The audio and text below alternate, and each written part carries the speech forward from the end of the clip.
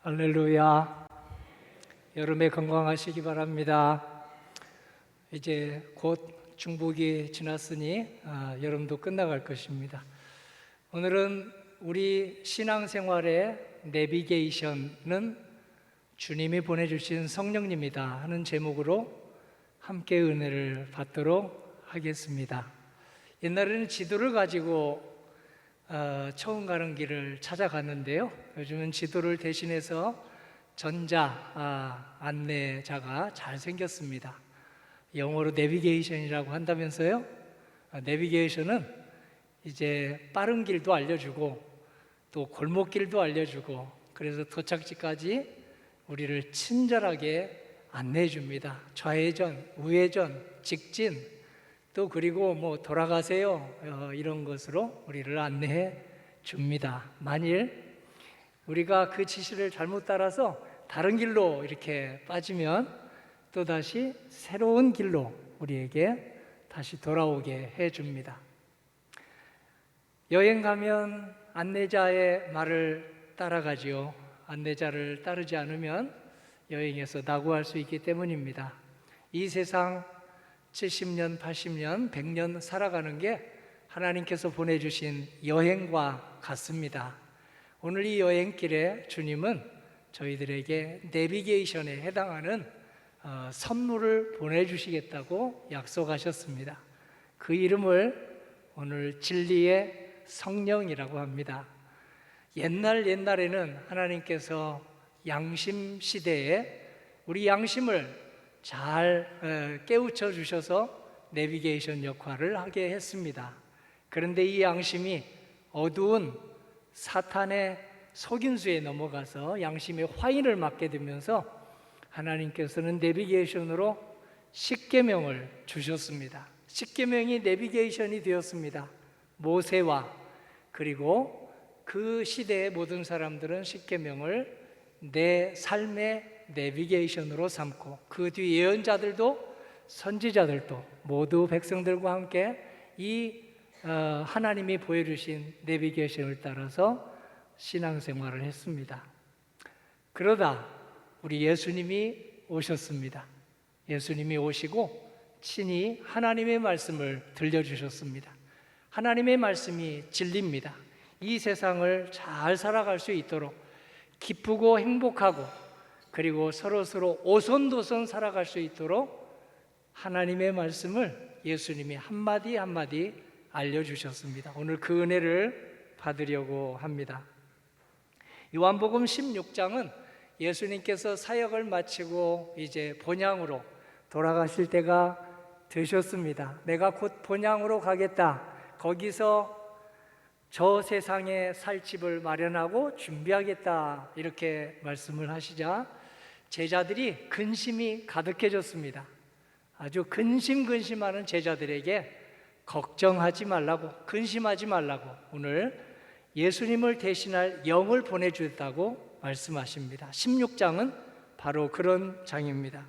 성령의 안내를 잘 따르라는 말씀인데요, 13절이 바로 이 절입니다. 진리의 성령이 오시면 그가 너희를 모든 진리 가운데로 인도하시리니. 여기서 진리는 예수님을 알려주죠. 예수님은 하나님의 독생 성자이니 곧 하나님이신 분입니다. 요한복음 8장 31절에 예수님의 제자가 되는 게 이 세상을 가장 복되게 사는 길이라고 증언합니다. 너희가 내 말에 거하면 내 제자가 되고 진리를 알지니 진리가 너희를 자유롭게 하리라. 여기서 자유롭게 한다는 말은 모든 것에서 총체적인 자유를 말하고 있습니다.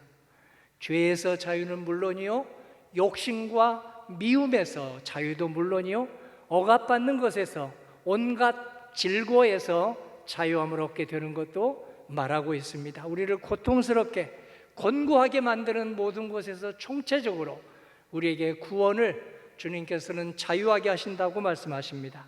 이 말씀을 이정표 삼고 나침판 삼아서 마침내 하나님 나라의 천국의 자유를 맛본 사도 바울이 이렇게 자신을 다독이고 또 성도들에게 증언을 했습니다. 에베소서 6장 14절입니다. 여러분이 주 안에서와 그 힘의 능력으로 강건하여지고 마귀의 관계를 능히 대적하기 위하여 하나님의 전신갑주를 입으라. 그런즉 서서 진리로 너희 허리띠를 띠고 의의 호심경을 붙이고 평안의 복음이 준비한 것으로 신을 신고 모든 것 위에 믿음의 방패를 가지고 이로써 능히 악한 자의 모든 불화살을 소멸하고 구원의 투구와 성령의 검 곧 하나님의 말씀을 가지라. 아멘. 하나님의 말씀은 우리 모두를 위한 말씀입니다. 생명을 위한 말씀, 생명을 살리는 말씀입니다. 평화를 위한 말씀, 남과 북의 평화를 도모하는 말씀입니다. 그리고 오늘 우리 가정을 살리는 말씀, 교회를 정화하는 말씀, 그리고 지금 올림픽이 진행되고 있죠? 올림픽을 보면 심장이 뜹니다. 우리 청년들, 아들, 딸들이 열심히 겨루는 것을 보면 대단하다 하면서 새 용기를 얻기 때문입니다. 진리, 하나님의 말씀이 우리 생명길의 내비게이션입니다. 성령은 진리의 영입니다. 요한복음 17장 17절에 예수님이 기도를 하시는데요, 이렇게 기도하시다가 말씀하세요. 아버지 말씀이 진리입니다. 여기서 하나님을 아버지라고 부를 수 있도록 예수님은 소개해 주셨습니다. 우리 가정의 아버지도 이렇게 고마운데요, 우리 가정의 아버지를 보내주신 하나님을, 창조주를, 나를 있게 하신 분을 아버지라 부르며 사는 인생은 얼마나 잘 갈 수 있겠습니까? 얼마나 어려움을 잘 극복할 수 있겠습니까? 말씀이 사람이 되어서 우리 가운데 오셨습니다. 하나님의 말씀이 사람의 형상을 입고 우리 가운데 오셨는데요, 그분이 한 분, 예수님입니다. 요한복음 1장 14절입니다. 말씀이 육신이 되어 우리 가운데 거하심에 우리가 그의 영광을 보니 아버지의 독생자의 영광이요 은혜와 진리가 충만하더라. 아멘. 예수님을 2000년 전의 분을 어떻게 만날 수 있을까요? 바로 성령의 역사를 통해서 만날 수 있습니다. 이 교회가 예수님의 집입니다. 예수님 때문에 세워졌습니다. 이 교회에서 예수님을 통해서 하나님을 찬양하는 사람들은 모두 교회에서 하나님의 영광을 체험할 수 있는 은혜를 허락하여 주십니다. 은혜가 진리가 충만한 예수님은 하나님의 모습을 볼 수 있게 해준다고 요한복음 1장 18절에서 증언합니다. 본래 하나님을 본 사람이 없으되 아버지 품속에 있는 독생하신 하나님 곧 예수님이 나타내셨느니라. 예수님은 처음부터 탄생하실 때부터 그리고 하늘로 승천하실 때까지 성령의 임재 가운데 출생하시고 승천하셨습니다. 성탄 절기가 어떤 절기입니까? 예수님의 절기죠. 마태복음 1장 20절 성령의 임재로 우리 예수님이 태어나십니다. 이 일을 생각할 때 주의 사자가 현몽하여 이르되 다윗의 자손 요셉아 내 아내 마리아 데려오기를 무서워하지 말라. 그에게 잉태된 자는 성령으로 된 것이라. 아멘. 할렐루야. 이 세상의 모든 생명의 주인은 하나님이십니다. 하나님께서 생명이 태어날 때에 관심을 갖습니다. 하나님으로부터 생명이 옵니다. 하나님으로부터 생명이 자랍니다. 하나님으로부터 일꾼이 세워집니다. 그래서 성자 예수님은 오늘 우리로 하여금 일꾼이 되려거든 세례 받는 것이 지름길이다 하고 우리에게 본을 보이기 위해 세례를 받으셨습니다. 세례 받으실 때 성령이 임하셨는데요, 마가복음 1장 10절입니다. 예수님이 세례받고 물에서 올라오실새 하늘이 갈라짐과 성령이 비둘기같이 자기에게 내려오심을 보시더니 하늘로부터 소리가 나기를 너는 내 사랑하는 아들이라 내가 너를 기뻐하노라 하시니라. 아멘. 할렐루야. 성도님들이 아기로 태어날 때 하나님이 기뻐하셨습니다. 성도님들이 부모님 손에 자라나실 때 하나님이 기뻐하십니다. 성도님이 잘 자라나서 이제 일꾼이 될 거야 하고 세례받을 때 하나님이 기뻐하십니다. 사람들이 기뻐해도 좋은 일이 생기는데요, 하나님이 기뻐하시면 어떻게 우리를 축복해 주시겠습니까? 사역을 시작하시게 된 예수님, 성령이 임재하시며 이렇게 역사하셨습니다. 누가복음 4장 18절입니다.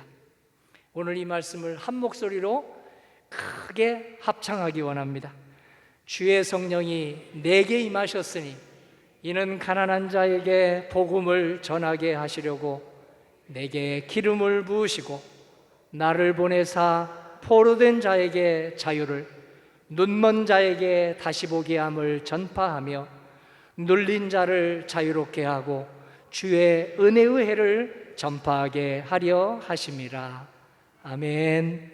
오늘 이 누가복음 4장 18절의 말씀을 소리내어서 마음으로 읽으면 그때 성령이 임재하십니다. 이 말씀은 성령의 감동으로 기록되었기 때문입니다. 소리로 자꾸 말하면 그 말이 나의 능력이 되고 나의 가치가 된다고 로마서 10장 10절에서 말하죠. 사람이 마음으로 믿어 의에 이르고 입으로 시인하여 구원에 이르느니라. 한 번 더 반복해서 우리 큰 목소리로 해보겠습니다. 누가복음 4장 18절, 성령이 임재하는 말씀입니다.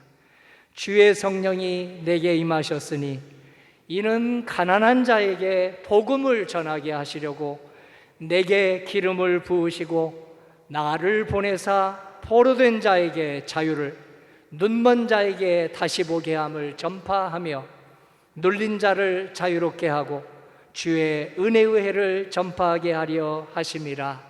아멘. 입으로 고백한 성도님과 저도 모든 매인 것에서 자유롭게 해주시기를 주님의 이름으로 간절히 소망합니다.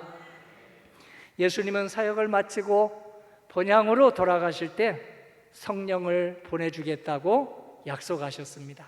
몇 번이나 거듭거듭 약속하셨는데요, 오늘 대여섯 구절을 우리 한 목소리로 같이 해보겠습니다. 요한복음 14장 16절입니다. 신기한 일입니다.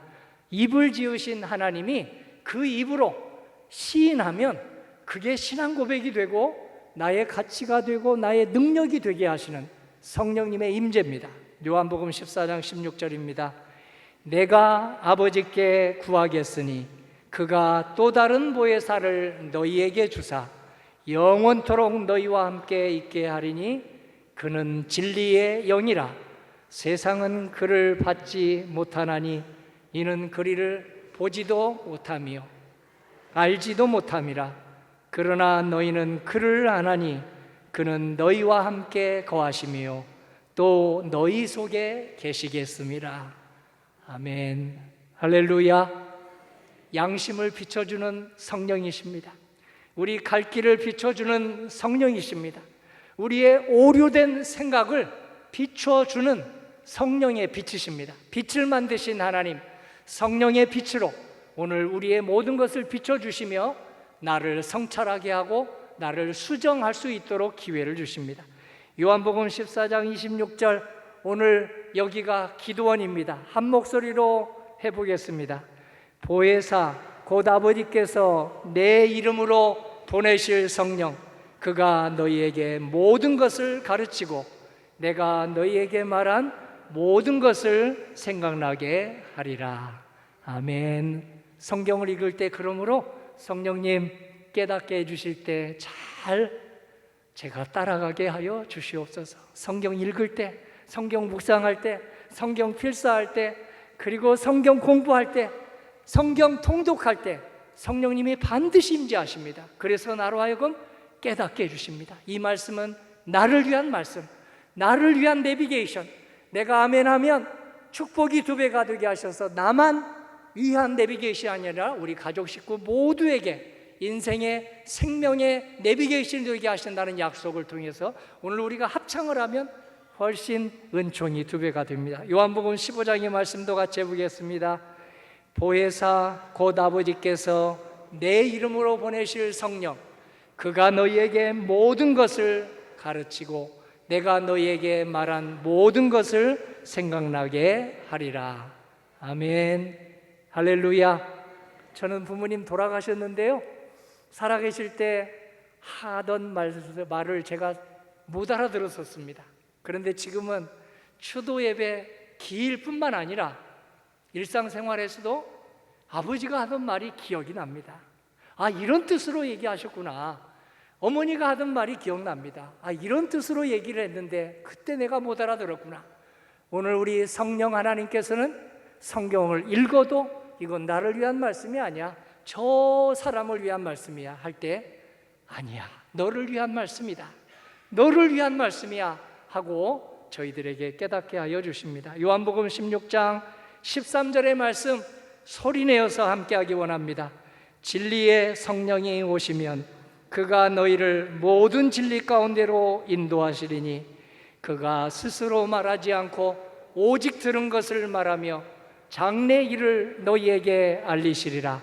그가 내 영광을 나타내리니 내 것을 가지고 너희에게 알리시겠습니다. 아멘. 할렐루야.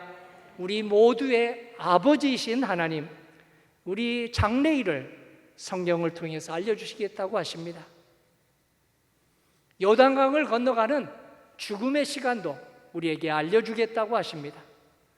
성경이 성령으로 기록된 책이므로 입으로 자꾸 소리를 내어서 읽으면 그 시간에 깨달음이 더해지실 것입니다. 예수님이 보내주신 성령님은 우리의 모두의 내비게이션입니다. 성령의 길 안내 없이 그 누구도 하나님께로 도착할 사람 한 사람도 없습니다. 그래서 사도 요한은 기도할 때도, 말씀 볼 때도, 예배 드릴 때도 언제나 성령님의 도우심을 받자고 이렇게 외쳤습니다. 요한일서 2장 20절입니다. 성령께서 기름 부으심으로 여러분에게 모든 것을 가르치시느니라. 성령께서 여러분을 가르치신 그대로 주님 안에 거하라. 아멘. 할렐루야.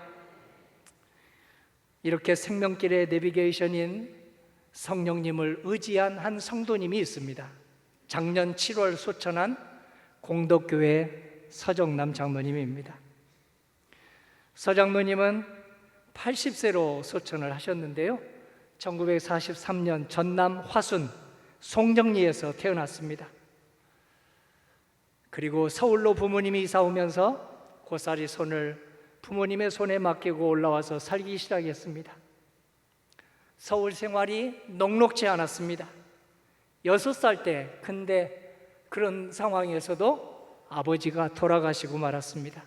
아버지 돌아가실 때 어머니 나이 29살이었습니다. 어머니 혼자서 자식을 키웠습니다. 그때가 어떤 시대입니까? 6.25 전쟁이 곧 터지던 때입니다. 모든 총체적 이 어려움을 어머니는 구주 예수님 의지하여 극복해 나갔습니다. 오직 구원자 예수님, 오직 예수님의 말씀, 예수님의 성령을 의지해서 하루하루 살려주시면 살아가고, 눈 뜨게 해주시면 눈 뜨고, 그리고 교회 가게 하시면 교회를 갔습니다. 그 신앙이 자녀들에게 롤 모델이 되었습니다. 특별히 아들 서정남 아들은 1972년 29살이 되자 진원영 처자를 만나서 결혼을 하게 되었습니다. 그리고 아들과 딸을 낳게 되었습니다. 저 사진이 결혼식 사진입니다. 그 아들과 딸이 믿음으로 자라나서 역시 믿음의 가정을 이루었습니다. 서장로님의 아들은 결혼하여 4자녀를 얻었고 딸은 2자녀를 얻었습니다. 어떤 목회자도 도움을 주었겠지만 어머니만큼 신앙에 영향을 준 사람은 우리 서정란 사모님에게 없었습니다. 어머니 이름이 변전덕 권사님입니다. 이 변 권사님의 전도 열정은 참으로 놀라웠습니다. 배우고 또 배우고 싶습니다. 손자 손녀와 함께 나중에 놀러를 가게 됐는데요, 1986년 잠실주 경기장에서 아시안게임 폐막식이 있었습니다. 그걸 보고 나오는데요, 나오다가 사람들이 다 빠져나갈 때까지 그때 전도를 했습니다. 조그만 돌이 있는데 그 돌 위에 올라서서 저 맨 끝사람이 빠져나갈 때까지 예수님 믿으세요, 좋은 일이 생깁니다. 예수님 믿으세요, 힘이 납니다. 예수님 믿으세요, 가정에 좋은 일이 생깁니다 하고 전도를 했습니다. 그러던 권사님이 2004년 84세로 소천하셨습니다. 어머니 권사님의 이 전도 열정을 아들이 이어갔습니다. 서장로님은 전도를 열심히 함으로써 저에게 큰 자극을 주었습니다. 겨울에는 가방을 꼭 들고 다니던 장로님인데 가방 속에 귤을 이만큼 한 봉지씩 담아가지고 여기저기 사람들 만나면 그 귤을 주면서 전도했습니다. 저하고 함께 어느 식당에 갔었는데 그 식당에서도 점원에게 그리고 카운트 직원에게 귤을 주면서 공덕교회 나오세요. 좋습니다. 공덕교회 나오세요 하고 전도를 하면 어떤 식당 주인은 식당에 와서 먹을 것을 주다니 참 신기한 사람이다 하고 어이없어 하는 눈빛도 있는데 아랑곳하지 않고 귤을 건네면서 전도를 했습니다. 어머니 권사님의 말씀 사랑을 아들이 이어갔습니다. 특별히 성경 중에서 잠언서 15장 30절을 평생 금과 옥조로 삼았습니다. 잠언서 말씀을 제가 이렇게 요약해 봅니다. 밝은 얼굴은 사람을 기쁘게 하고 좋은 소식은 사람을 낫게 한다. 생명의 경계를 듣는 길은 지혜로운 자 가운데 있느니라.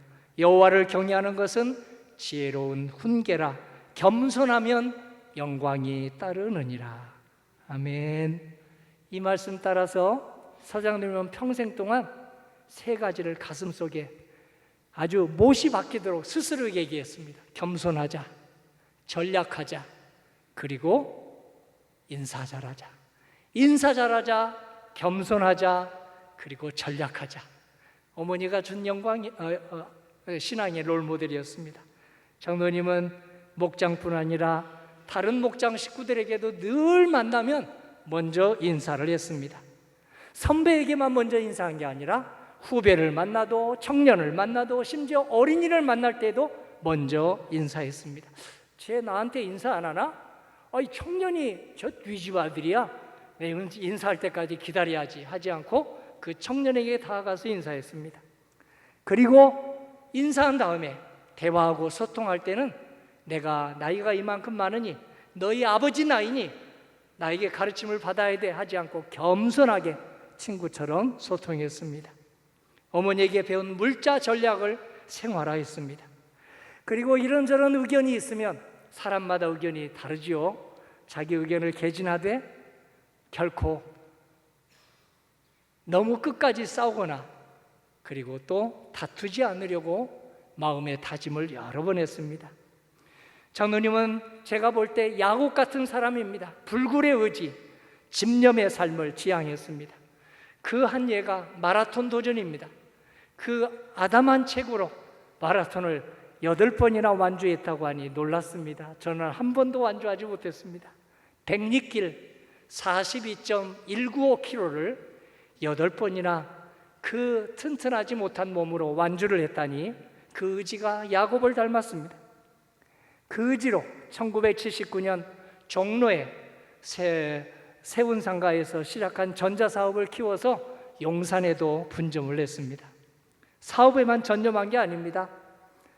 공부에도 열심을 냈습니다. 어려서 공부를 못했으니 만학도로 대학 공부하고 싶다 해서 1989년 47살이 되었을 때 방송통신대학에 들어가서 사업에 도움이 되는 경영학을 공부하고 졸업했습니다. 이어서 1993년 51세가 되었을 때는 서강대 대학원에 들어가서 MBA 과정도 졸업을 했습니다. 그는 유명한 대학 들어가고 경영학을 공부하고 이것보다도 오직 믿음의 가정, 사업을 해도 믿음의 가정, 대학을 가도 믿음의 가정을 이루는데 자기 온 힘을 다 쏟았습니다. 그래서 찬송 559장이 가족 찬송이 되었습니다. 여러 구절이 있는데요, 오늘 2절의 찬송을 저와 성도님이 함께 불러보겠습니다.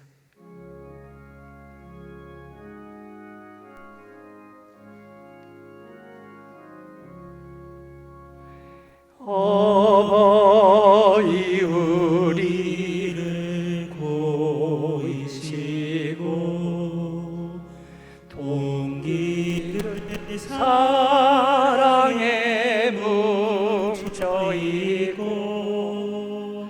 기쁨과 저름도 같이 하니 한간의 초가도 천국이라. 고마워라 임마누엘 예수만 섬기는 우리 집. 고마워라 임마누엘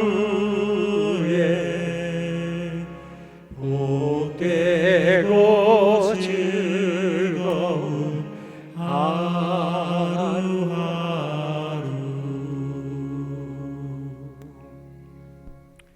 아멘. 할렐루야. 어찌 서장로님만 어머니가 고마울까요? 여기 모두 다 어머니만 생각하면 고마워서 눈가에 이슬이 맺힐 것입니다. 특별히 어머니가 하늘나라 먼저 가셨으면 어머니의 사랑이 저절로 생각날 것입니다. 저도 마찬가지입니다. 장로님은 어머니 신앙을 이어가게 해주십시오. 제가 사업해도, 제가 기도해도, 제가 이런저런 활동을 해도 어머니 신앙 우리 가족들에게 잘 전하게 해주십시오 하고 제 1기도 제목으로 삼았습니다. 그래서 그 결심을 송구 영신 예배 때마다 실천을 했습니다. 아내와 그리고 아들과 딸과 사위와 며느리, 손자, 손녀들을 다독이고 설득해서 예배 함께 가자, 한 사람도 빠지지 않기를 바란다 하고 오늘 손주들, 손녀들 다 모아서 함께 십자가 앞에 나와서 하나님, 우리 자식들 부탁합니다. 안수해 주세요. 이 아이들이 좋은 대학을 가든지 사업을 성공시키든지 그거보다 더 중요한 것이 우리 할머니, 저희 어머니에게서 배운 하나님 경배하는 신앙이니 신앙생활 잘하게 해주십시오 하고 안수기도를 받았습니다. 장로님은 어떤 일이 있어도 이 송구영신 예배 놓치지 않고 매년 나와서 십자가 앞에 무릎 꿇는 기억을 제가 잊을 수가 없습니다.